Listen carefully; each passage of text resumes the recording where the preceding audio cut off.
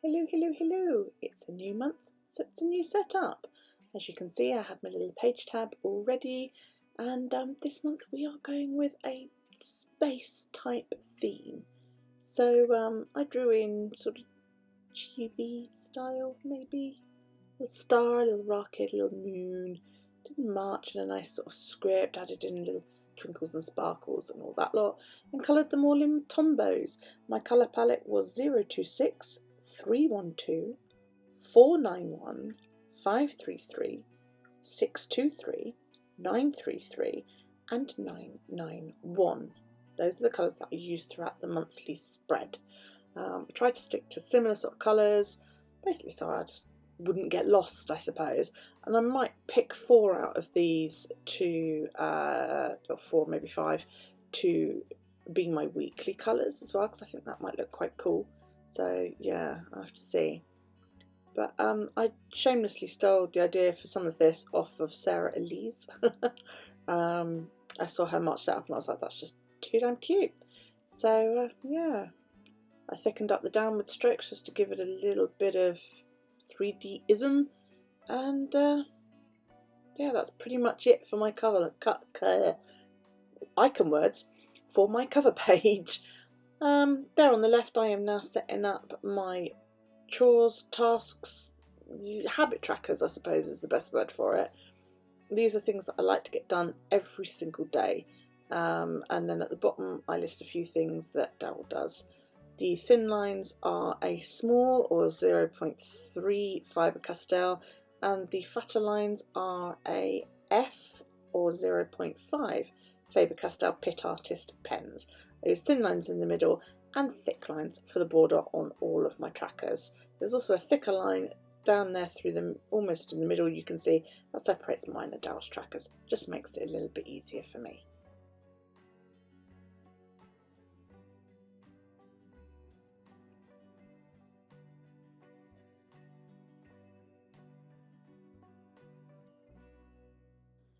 I'm going to slow it right down for you now. This is my square tracker. I get asked about this a lot. So this is real time, and I'm going to talk you through it. Now what I've done is I've drawn the outside of my tracker, and I've drawn a little 4x4 box in the middle there. And then on the outside of the tracker, I mark every 1 and roughly 1/3 square. Okay, so every 3 and 1/3 square, sorry. So every 3 and 1/3, I put a little mark. Yeah. Then what I do is I line them up. You can see either end of that ruler. I don't know if you can see. There's a little pencil mark, and I line them up. I stop at the little 4x4 square because that's in the middle, and then just line them up and match it. Now, the inside square, that little 4x4 square in the middle, the lines should go through every half a square. So that one there is going through halfway between 2 dots. Now this horizontal line is going through dots, so it will be, you know, dots all the way. And then the next batch of lines,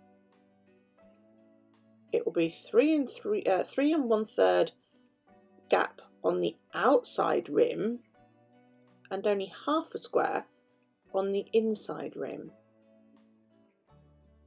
Okay. Now, when you've finished, what you should end up with is 8 columns on each side. Okay. Now again, I use a thinner pen for, you know, all the inside ones. The corner ones and where I start and stop, I do with the thicker pen, and all around the outside and around that 4x4 box, I do a thicker pen. Okay, and you literally just keep going. Just make sure you join the dots as you go. So you can see on the right hand side I'm lining it up, and then I line it up on the left hand side, make sure it's all in the right place, and then draw from the outside to the middle, and then the middle to the outside, and it will still be joining those little dot marks that I made. Swivel the ruler around. Sorry about the wobble.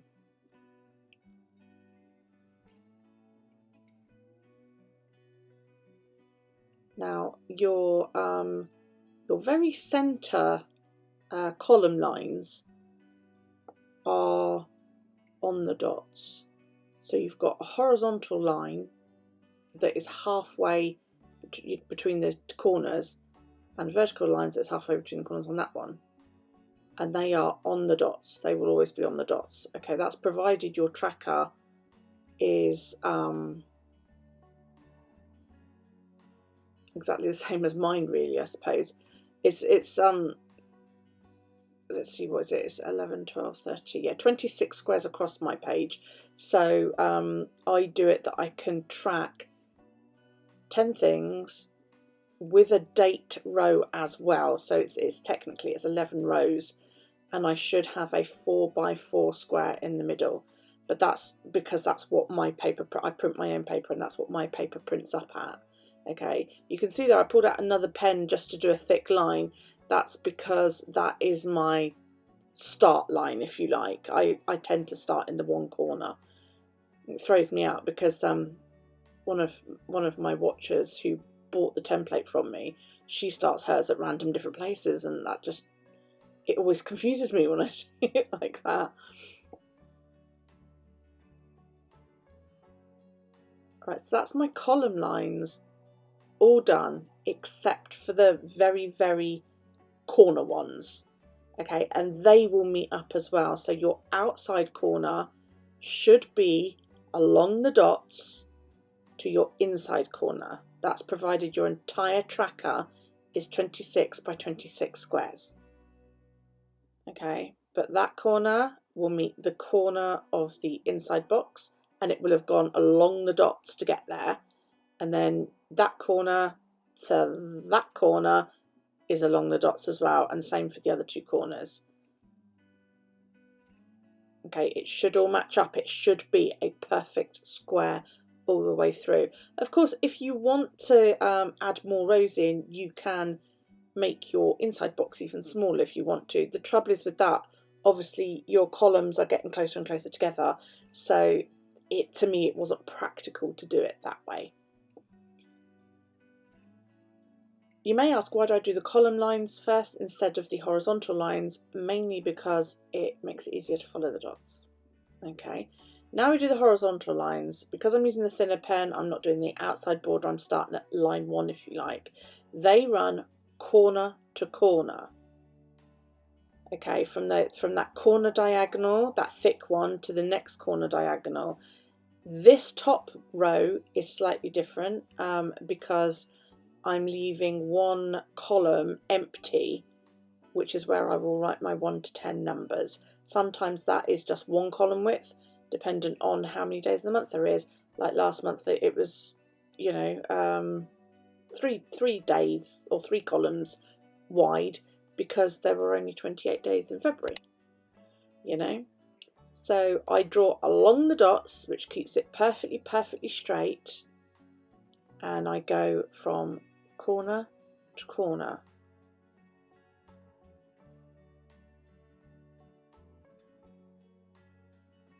And I keep going all the way down until I get to the inside square, the middle square. I leave the last row because that again will be done with a thick pen, just because I like the aesthetics of it. So then I jump the middle square and the first borderline. Now I'm going from thick corner to thick corner. My ruler is right on top of the squares. You see me lining it up, mainly because I'm anal about it and I like it to be on I don't like to see the dots. When this is all finished and drawn in, you shouldn't see a single flipping dot except the ones that are in the middle of your tracker.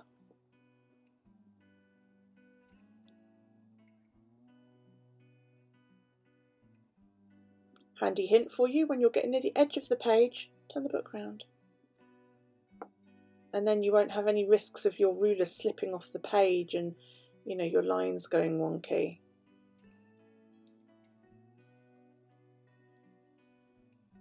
And it may seem that, well, it takes ages to do.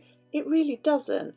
Prep-wise, all I do when I am setting this up is I do a little notch where my corners are going to go, and then I do a little notch, you know, a little mark, and I do a little mark where the inside corner is going to go, mark for the outside, mark for the inside, and then I do a little dot every 3 1/3 of the squares on the outside. I don't bother with the inside squares anymore because that's when I realised, well, of course the outside ones will match up.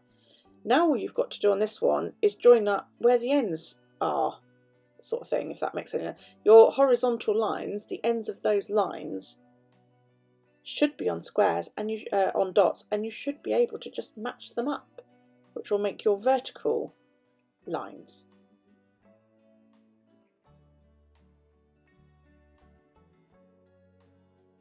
It seems really, really complicated to begin with, but it really isn't. Once you know what you're doing, it's easy peasy. Honestly, it is. Would I lie to you?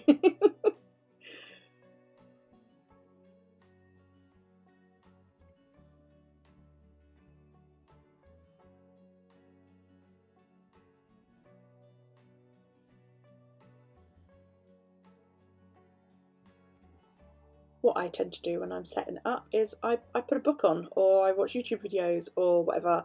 I put a audiobook on for most of this setup. I think actually my son called me during the setup of this tracker, so I was doing this while chatting away to him, so you know, it's quite easy to do once you know what it is that you're doing.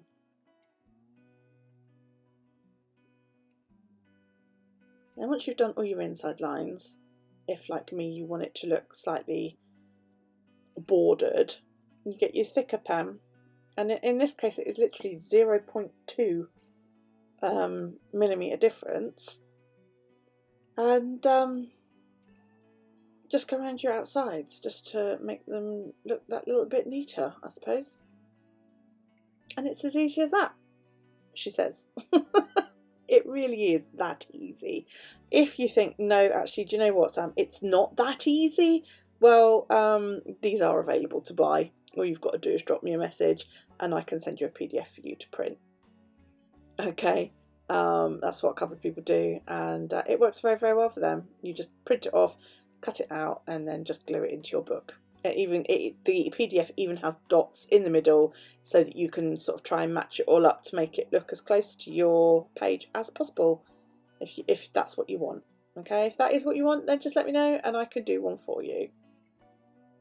So I'm going to speed you back up again just while I do the outside borders, which you can see I'm just super fast filling in there, the inside borders, just to make it look nice. You know, it's a bit of an optical illusion, this square, as well, because as you start colouring it in, it either looks like you're looking down through a tunnel, or at the top of a is it a tesseract? Pyramid flat top, is that what they're called? Can't remember. Some nice scripty font for the page title, and then I thought, well, you know, I need to space it up, don't I? Because y'all picked space as my theme. So yeah, I put a star and a few little twinklies on it just to make it look good. I'm really proud of that ampersand. It's very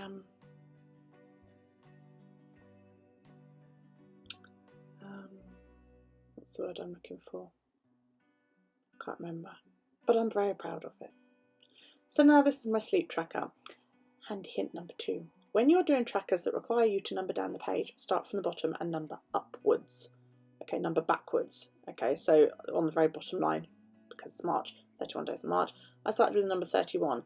This A means you don't have to count numerous times, and B means that you're not going to get it wrong. Okay, so you number upwards from the bottom and then you're good to go. On the left is my sleep tracker. These haven't changed, it's the same. I do these every single month. And on the right is my steps tracker. They are very, very, very easy. The left side of my sleep tracker is how well I feel that I slept. If I wake up feeling refreshed and wow, I've had a fantastic sleep, then the bar is bigger. If it was a crap night and I felt like I was up and down all night, the bar is smaller. On the right hand side of the sleep tracker is the hours that I slept according to my Fitbit. The steps on the right hand side, well, that's pretty self-explanatory. Every row is a day, and across the top there you can see 5,000, 6,000, 7,000, 8,000, and those are every other square. So provided I get over 4,500 steps, I have something to cuddle in each day, which I do. Even on my lazy days, which is a Sunday, I try to reach at least 50% of my step goal, which is currently at 11,000 steps a day. So there you go. And there I am with my thicker pen, just, you know, making it all look neat and tidy. Right, this is a very, very easy, simple spread. This is my tarot card of the day spread.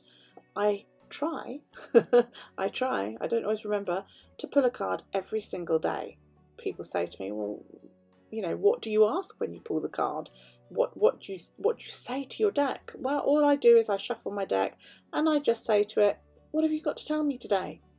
And I pull a card, and then I write down, I give myself 2 lines per day, and I write down what that card means, what the divination of that card is. Sometimes it makes no sense to me at all, and then one of my watchers will go, wow, I needed that. Again, numbering from the bottom up. And then other times it will make perfect sense to me and it won't make any sense to any of my watchers, but that's okay, that's fine. You know, it doesn't always have to make sense to everybody. As long as it makes sense to somebody, that's what's important. Again, with a bit of nice cursive there, just to, you know, I was really pleased at how that came out. It looked really nice and, you know, embellished, I suppose.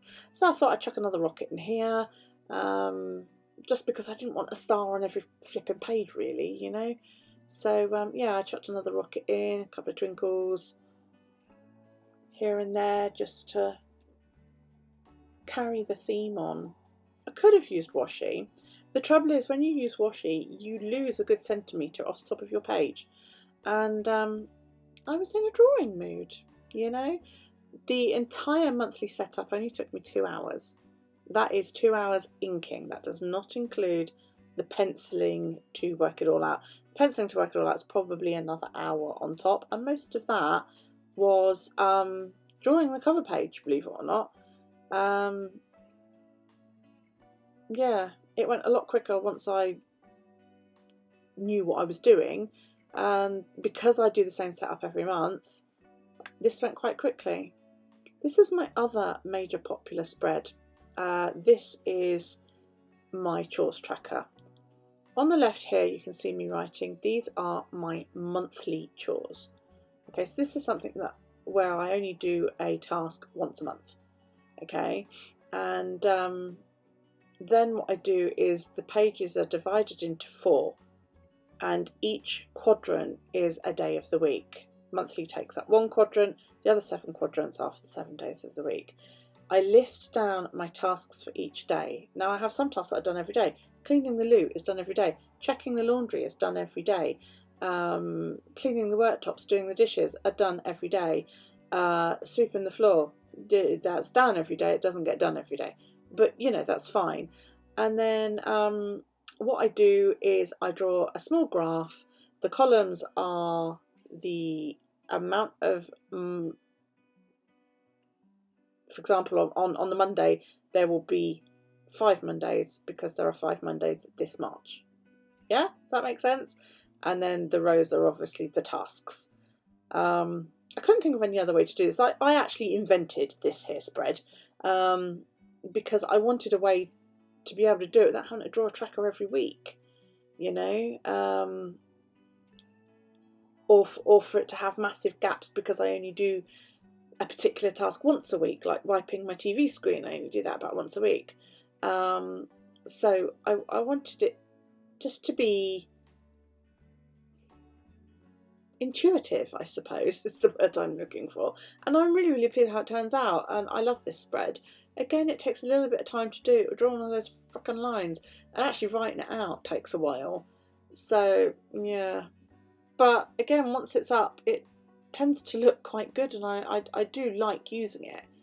It's very nice. So yeah, literally the rest of this is just me now filling in all the lines. I separate the days off in a moment. You'll see, here we go, there you go, there's my horizontal line. I'll do the vertical line in a minute. And that's pretty much it.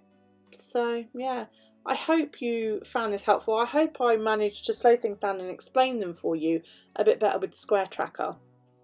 If there's anything else I can help with, let me know. If you want me to go through it, I can always do it as a live, or answer any questions you have. Leave it all down below. Every comment gets a like, a love, or a written response. Okay, so even if you just want to leave me a little bit of love, or you just want to say hi, please feel free to do so. I'd really, really, really appreciate if you could click the like button. That would be awesome.